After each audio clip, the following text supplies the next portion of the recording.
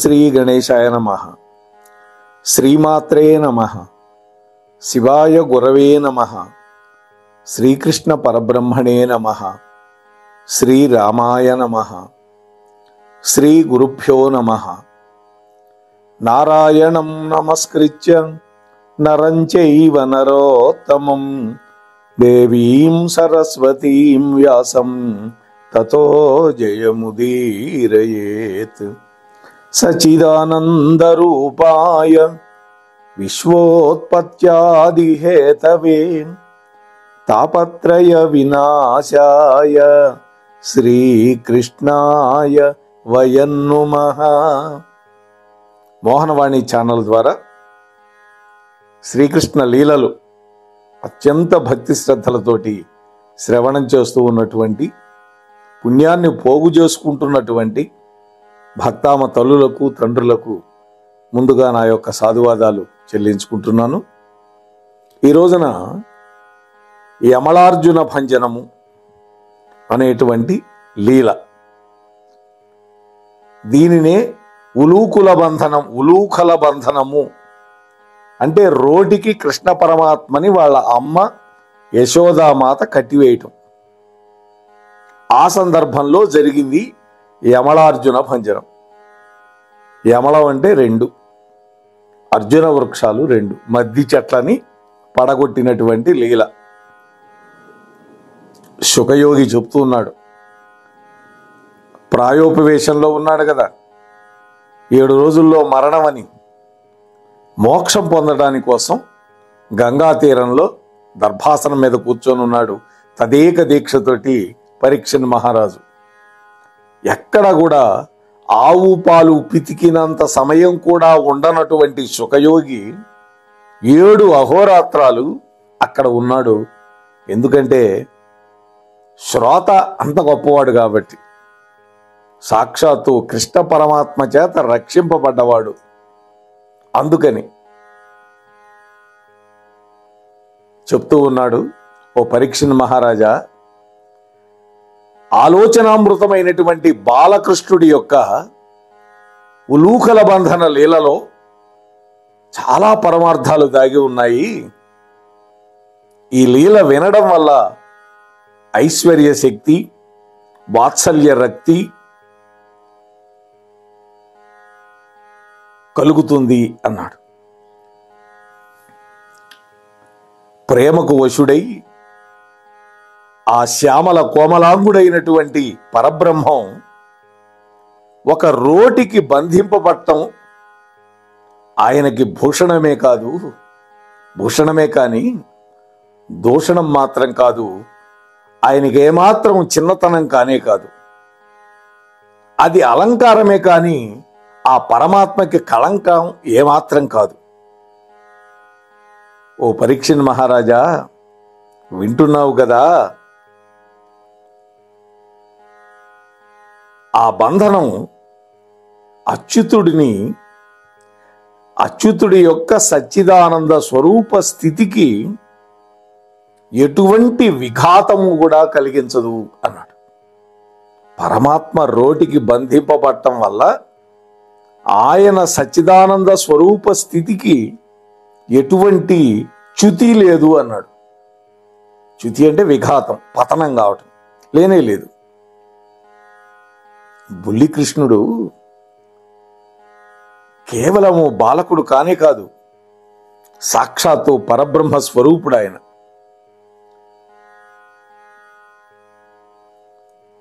నిజంగా ఆ బాలకుడు శ్రీహరి అని గనక తెలిస్తే ఆ తల్లి ఈ విధంగా రోటికి కట్టివేయగలుగుతుందా?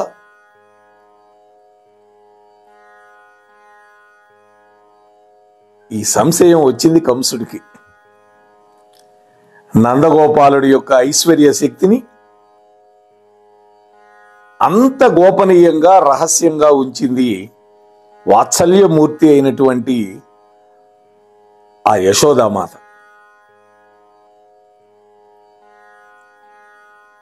వేదములు అనేటువంటి అరణ్యాల్లో వెతికి కనుగొనలేక ఖిన్నులై విసిగి వేసారి ఉన్నటువంటి ఓ పండితులారా, ఓ విద్వాంసులారా, మీరు కోరుకునేటటువంటి అగమ్యమైనటువంటి ఉపనిషత్ పదార్థము ఈ ఉలూకల బంధనం. ఉపనిషత్తుల యొక్క ఆ పరమార్థం బాలముకుందుడి రూపంలో నందరాజు వారి యొక్క గృహంలో ఆయన దేవేరి అయినటువంటి యశోదామాత చేత ఒక రోటికి నిబద్ధమై కట్టబడి ఉండడాన్ని ఒక గొప్ప లీలగా మనం చూడాలి అంటాడు లీలాశుకుల వారు. ఈ లీలాశుకుని గురించి కూడా మనం మరొక ఎపిసోడ్లో చెప్పుకుందాం. నాకు ఆలోచన ఉంది. ఆధ్యాత్మిక సాధనలో అత్యంత బాధకాలైనటువంటి కామ క్రోధ లోభాలకు లోనైనటువంటి వాడు ఎంతటి వాడైనా, అవతార పురుషుడైనా భయానికి, పలాయనానికి, బంధానికి గురి కావలసిందే. కాబట్టి సాధకులందరూ కూడా ఎంతో సావధాన చిత్తులై ఉండాలి. పెచ్చరిల్లినటువంటి కామాదులు ఆ దేవదేవుడైనటువంటి కృష్ణుణ్ణి చేరుకోవటానికి గనక వదలకపోతే వాళ్ళకి మోక్షం అనేది దొరకదు. కాబట్టి సున్నితమైనటువంటి లోతైనటువంటి హెచ్చరిక ఇది. అహో చిత్రం, అహో చిత్రం. ఆహా, కొందరు నిర్గుణ నిరాకార నిర్వికార బ్రహ్మని, మరెందరో సగుణ సాకార బ్రహ్మని ఉపాసిస్తూ ఉంటారు గాక ఈ లోకంలో. అయితే ఏ ప్రేమ బంధానికి బద్ధుడై అనంతమైనటువంటి ప్రాణులకి ముక్తి ప్రదాతయై స్వయంగా తాను నిత్యుడై శుద్ధుడై ముక్త స్వభావం కలిగినటువంటి ఆ పరబ్రహ్మం యొక్క భక్తులకి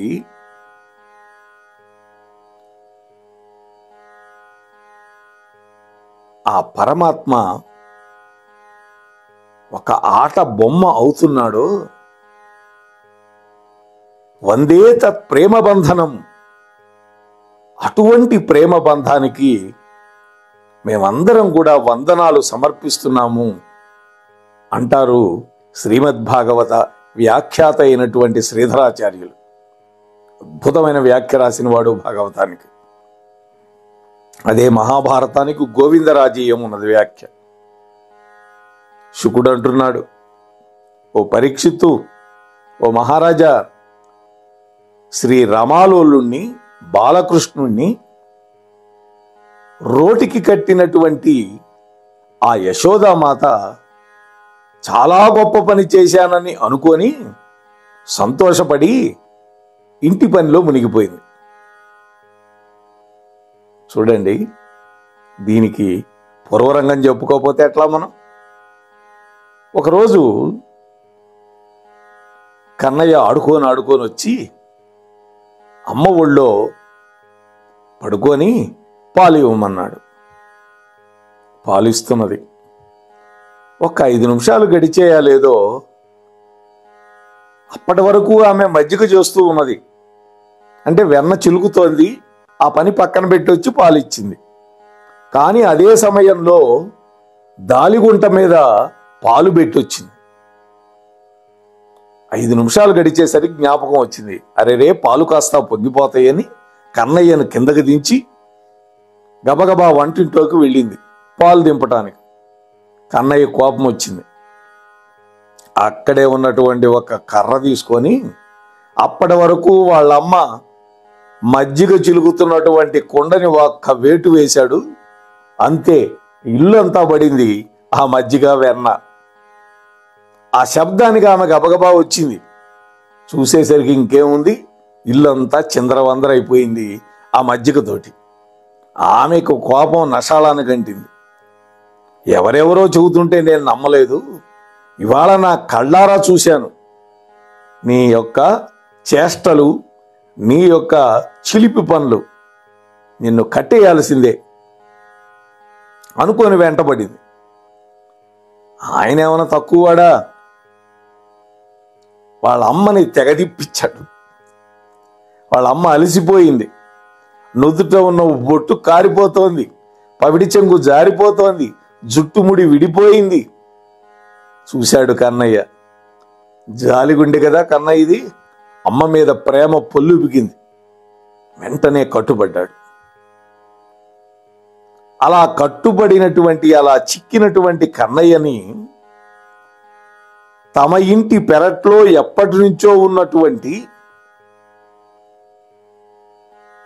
ఒక రోలు ఉన్నది. ఆ రోటికి కట్టివేయటానికి రోలు కట్టేసింది ముందు, రెండవ కొసని కన్నయ్య యొక్క పొట్ట కట్టేయాలని.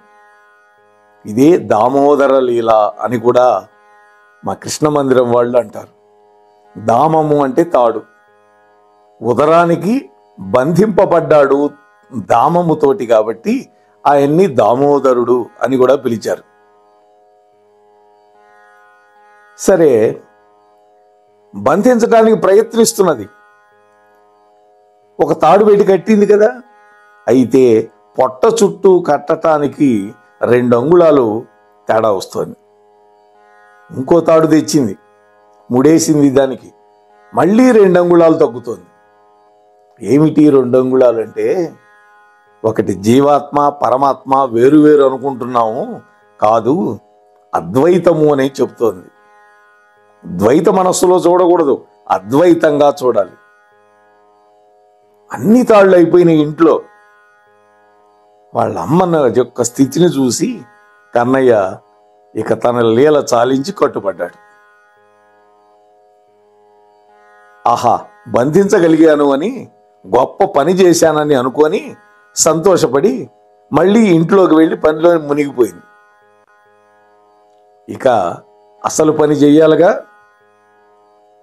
కన్నయ్య తన యొక్క పెరటిలో ఎప్పటి నుంచో ఉన్నటువంటి 2 పెద్ద అర్జున వృక్షాలను చూశాడు. మద్ది చెట్లు. నలకూబరుడు, మణిగ్రీవుడు అనేటువంటి 2 యక్షులు కుబేరపుత్రులు. నారద మహర్షి ఒక నదిలో స్నానం చేస్తూ ఉంటే వీళ్ళిద్దరూ కూడా బట్టలు లేకుండా ఆ మహర్షి యొక్క పాదాలు పట్టుకుని లాగారు నీళ్లలోకి దూరి. కోపం వచ్చింది. ఎరా, ధనానికి అధిపతి అయినటువంటి కుబేరుడి యొక్క పుత్రులమని అహంకరించి స్నానం చేసి సంధ్యవార్చుకున్నటువంటి నన్ను మీరు అవమానం చేశారు, కాబట్టి బట్టలతో పని లేనటువంటి వృక్ష జన్మెత్తండి అన్నాడు.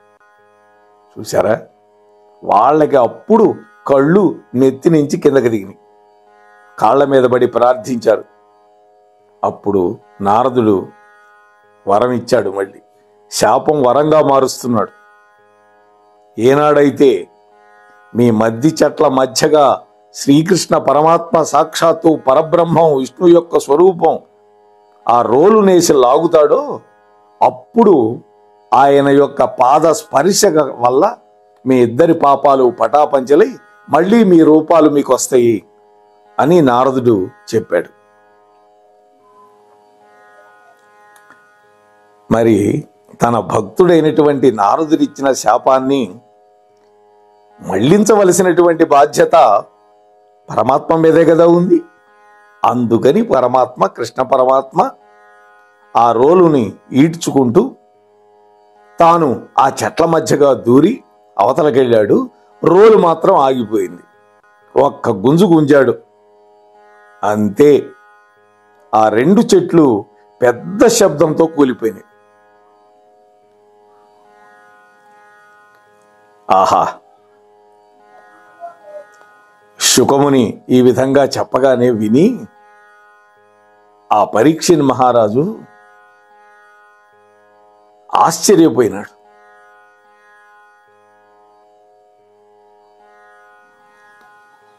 ఆశ్చర్యపోయి, హే మహానుభావ,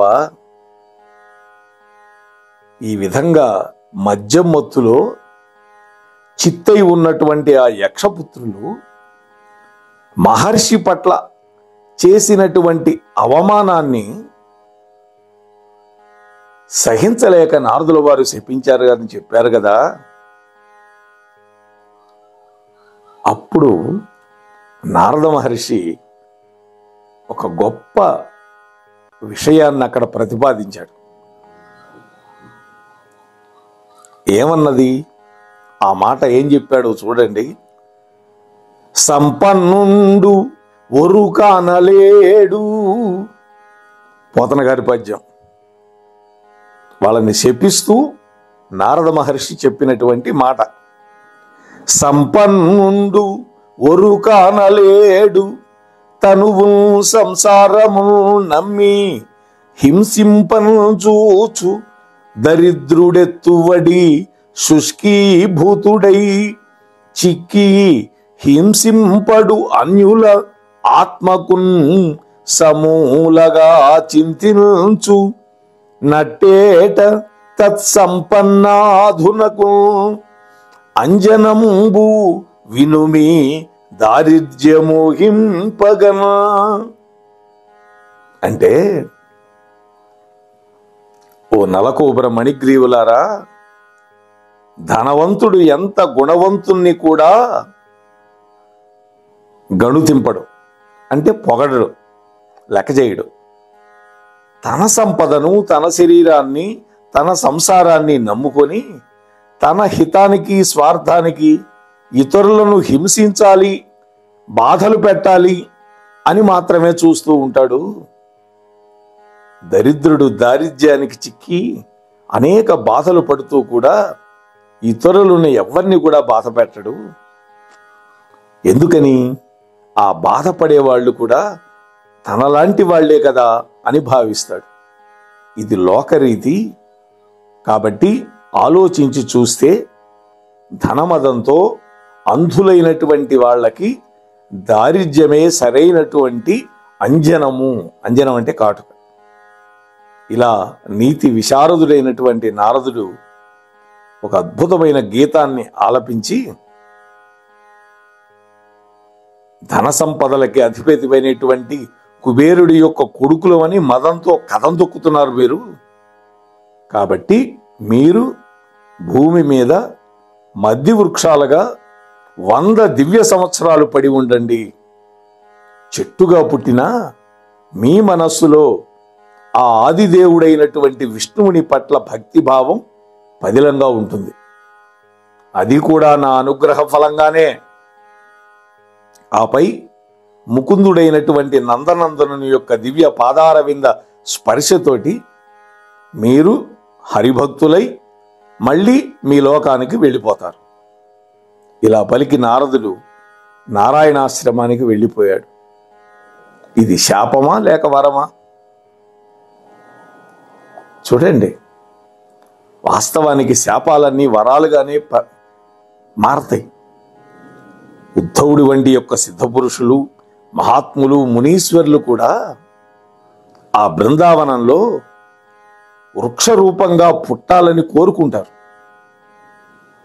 ఆ యక్షులిద్దరూ వెంటనే మద్ది చెట్లు జంటగా నందుడి యొక్క ఇంట్లో పెరట్లో పుట్టారు.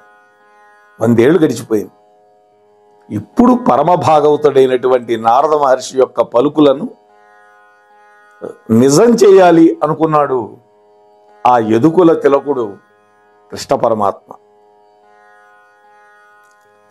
ముద్దుల తక్కరి బిడ్డడు మద్దుల కూల్పంగదలచి మసలక తానా మద్ది కవయున్న చోటికి గ్రద్దన రోలీడ్చుకొనుచు కడకంజనియల్ అంటాడు పోతన గారు చిన్న కంద పద్యంలో. ఆ మాయదారి ముద్దు కృష్ణుడికి తన భక్తుడైనటువంటి నారదుల వారి చేత శపింపబడి మద్ది వృక్షాలుగా ఉన్నటువంటి ఆ చెట్ల మధ్యకి లోకానికి తెలియనటువంటి జన్మాంతర అనుబంధపు పద్దు ప్రతిజ్ఞని నిజం చేయాలి అనుకొని తన భక్తుణ్ణి ఆలోచించి రోలును ఈడ్చుకుంటూ వెళ్ళాడు. ఇది కదా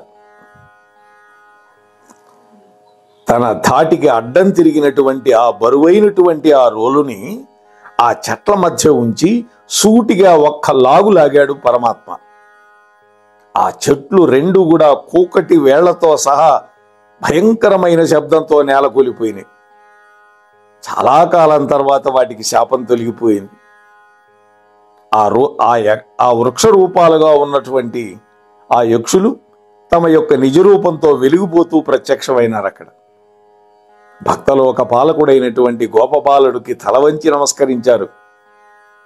నుదుట రెండు చేతులు జోడించి స్తోత్రం చేశారు. భువనములు సేయగా అవగ అవనీతిర్నుండవైతిగాదే అఖిలేశ్వర ఓ యోగివరేణ్య విశ్వమంగళ కవి సన్నుత వాసుదేవ కళ్యాణ నిధి. ఓ వాసుదేవ, నీవు సర్వేశ్వరుడివి, మహాయోగివి, ఈ సృష్టికి సర్వ శుభాలు చేకూర్చేటటువంటి వాడివి. వాల్మీకి, వ్యాస, కాళిదాస భాసాది విద్వత్ కవుల చేత, దివ్యజ్ఞాన సంపన్నుల చేత నిరంతరము వినుతింపబడేటటువంటి వాడివి. నిగనిగలాడే కళ్యాణ గుణరత్నాలకి గొప్ప నిధివి, తరగని గనివి. సమస్త లోకాలని సృష్టించి రక్షించటం కోసం మళ్ళీ మళ్ళీ భూమి మీద అవతరించేటటువంటి వాడా, నీకివే మా నమోవాకాలు. నీ కృప వల్ల మేము తరించాం. నీ కళ్యాణ నామం ఫలాత్మకం, నీ మంగళనామం సాధనాత్మకం.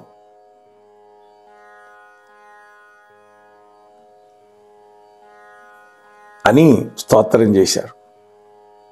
శుకుడు అంటున్నాడు, ఓ పరీక్షిత్ మహారాజా, ఈ విధంగా నలగోపర మణిగ్రీవులు తమ యొక్క ప్రతి ఇంద్రియానికి భక్తిరస పానం చేసేటటువంటి భాగ్యం ప్రసాదించమని ఆ పరమాత్మని ప్రార్థిస్తూ ఉన్నారు. చక్కటి శార్దూల వృత్తంలో పోతన గారిచ్చారు.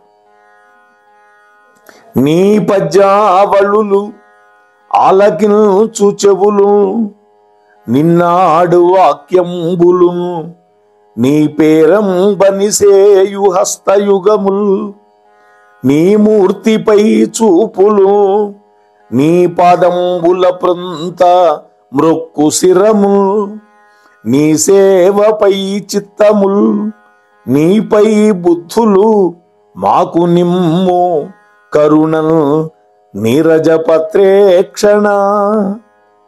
ఓ అరవింద దళాయతాక్ష, సత్కవులు రచించేటటువంటి శ్రవణీయమైనటువంటి నీ స్తుతులను వినేటటువంటి చెవులు మాకివ్వు. నీ నామము, నీ రూపము, నీ గుణాలు, నీ లీలలు, నీ ధామము, నీ కీర్తి వైభవాన్ని ప్రస్తుతించగలిగినటువంటి గొప్ప వాక్పటిమను మాకు అనుగ్రహించు. నీకు సమర్పితంగా మంచి పనులు ఆచరించేటటువంటి చేతులను మాకివ్వు.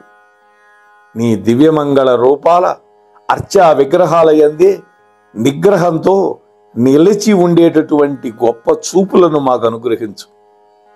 నీ పాదపద్మాలని ఆదరంగా మ్రొక్కేటటువంటి శిరస్సులను మాకివ్వు.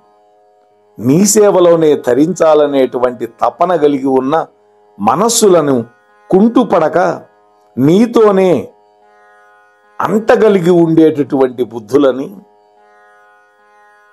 వెనువెంటనే మాకు ప్రసాదించు స్వామి.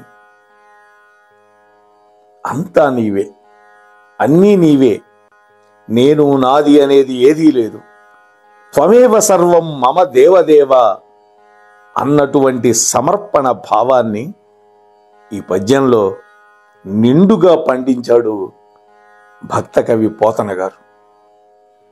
ఇది భావుక భక్తులందరికీ కూడా ఆదర్శప్రాయమైనటువంటి నిత్య ప్రార్థనా పద్యం. అటువంటి అద్భుతమైనటువంటి లీల, ఆ లీల పూర్తయిన తర్వాత వాళ్ళు స్తోత్రం చేసిన తర్వాత స్వామి వాళ్ళిద్దరికీ అనుమతించాడు. మళ్ళీ వాళ్ళు తమ తండ్రి గారి యొక్క లోకమైనటువంటి గంధర్వలోకానికి వెళ్ళిపోయారు. తన భక్తుడైనటువంటి నారదుడి యొక్క మాటని నిజం చేయటం కోసం ఎంత నాటకం ఆడాడు పరమాత్మ. పరమాత్మ ఎప్పుడు కూడా అవ్యాజ కరుణామూర్తి అని పేరు ఆయనకి.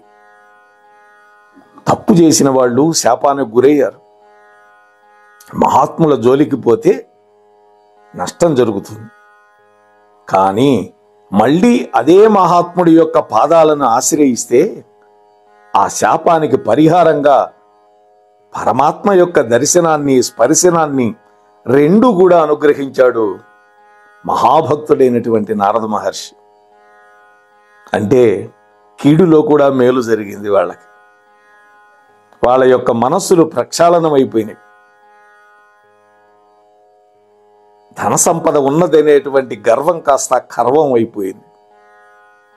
మనం కూడా ఏదో గొప్పగా సంపాదించాం, కోట్లు అనుకుంటాం. ఆ పరమాత్మ యొక్క అనుగ్రహం ఉంటేనే మనం సంపాదించగలుగుతాం. మంది ఏదీ కాదు, అన్నీ ఆయనవే, అన్నీ వాడివే. వాడిచ్చినవి వాడికి సమర్పించడానికి మనకు భేషజం ఎందుకు? ఆలోచించండి. కాబట్టి భగవంతుడికి సమర్పించాలి. ఆ భగవంతుణ్ణి నమ్ముకోనున్నటువంటి భగవద్భక్తులను కూడా చూసుకునేటటువంటి బాధ్యత మనందరిది అని మీతో మనవి చేసుకుంటూ, ఈ అద్భుతమైనటువంటి లీల విన్నటువంటి, చెప్పినటువంటి నాకు, ప్రసారం చేసినటువంటి మన అక్కునూరి సీతారామమోహన్ రావు గారికి ఆ కృష్ణ పరమాత్మ అనూనమైనటువంటి సంపదలు ఇచ్చి, ఆయురారోగ్యాలు ఇచ్చి, అష్టైశ్వర్యాలు ఇచ్చి, భోగభాగ్యాలు ఇచ్చి చల్లగా కాపాడాలని మరొక్కసారి వినమ్రపూరితంగా స్వామి యొక్క పాదార విందాలను గట్టిగా పట్టుకొని ప్రార్థిస్తూ ఉన్నాను. స్వస్తి సర్వేషాం. మన కార్యక్రమాలు నచ్చితే ఒక లైక్ చేయండి, మాకు ఎంతో ఎంకరేజ్మెంట్గా ఉంటుంది. అలాగే కామెంట్ చేయండి. కామెంట్ చేస్తే మేము మంచి క్వాలిటీ కంటెంట్ అందించడానికి దోహదపడుతుంది.